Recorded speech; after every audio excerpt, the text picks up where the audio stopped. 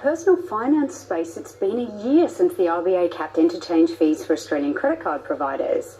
The 0.8% limit on interchange fees for Visa and MasterCard led to an industry-wide rethink of credit card rewards, with fees hiked and value slashed for consumers.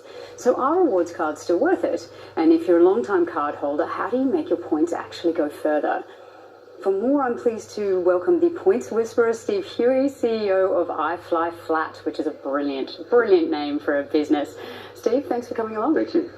So let's talk about points. I had to ask you a question off air, and I'm going to ask it for everyone else's benefit. So Alan Joyce came on an interview we did recently on NabTrade where he said 35% of all credit cards in Australia now have Qantas frequent flyer points attached to them. That's an incredible number. So who's paying for them? Who's paying for them? Well, the credit card companies are paying for them. Okay. So the banks are buying it from Qantas frequent flyer and then giving them to the consumer to encourage them to use their credit card over another one. And 35% of all cards have them attached, so you have to wonder how much competitive advantage is in there. Oh, yeah. But you're going to tell us there's a fairly dramatic variation in how much value you get from each one that's available to you. So you have to be quite thoughtful about where you put your money. Indeed, because there's about 400 credit cards in Australia. And there's things like every single credit card has different offers. So some earn more points, some convert to different airlines, and some can't convert to frequent flyer programs at all.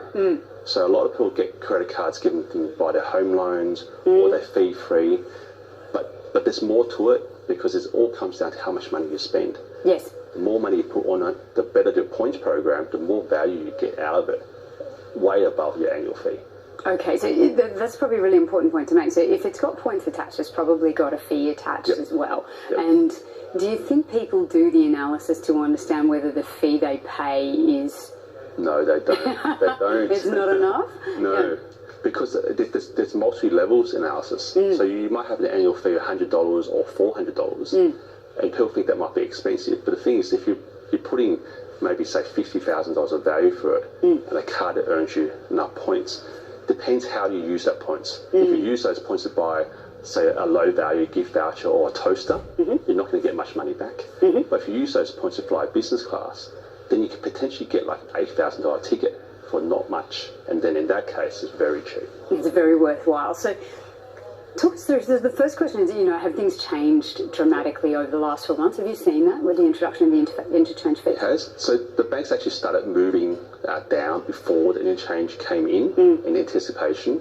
So now that the current situation now is you still have some cards that will give you 1 point per dollar, but a lot of them is giving you less than half per dollar, plus caps. So caps previously were not, there used to be a lot of uncapped Visa and MasterCards, but now that they're capped, means that you can't just spend $500,000 on them.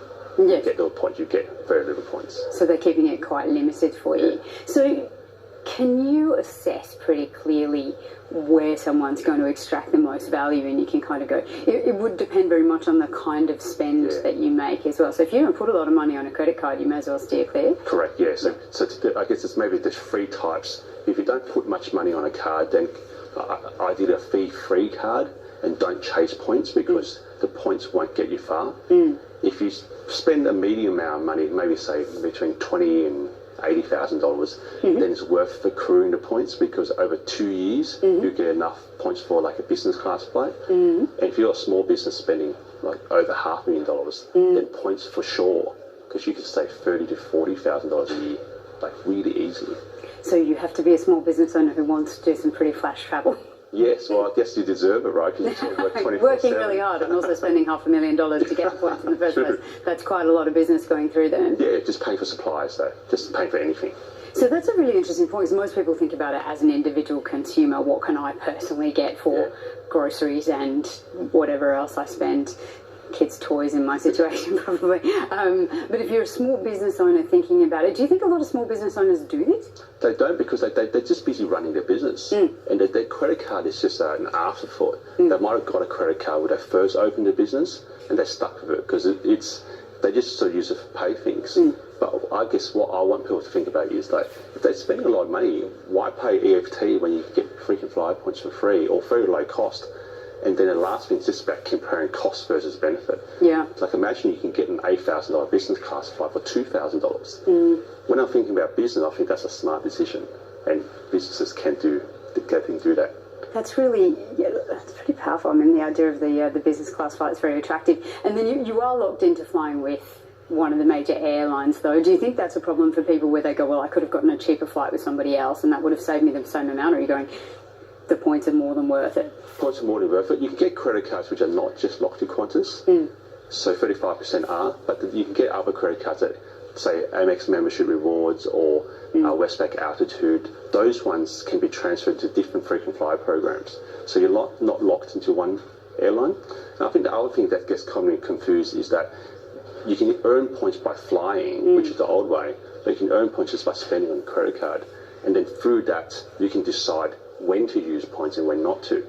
So I tell people, well, if you find a really cheap flight, just buy it and keep those points for something else. But sometimes when the flight's really expensive, use those points and you've got yourself an amazing deal. Steve, thanks so much. They're really good tips, and particularly for small business owners, something to think about. Yeah, thank you. Thank you. Coming up after the break, superannuation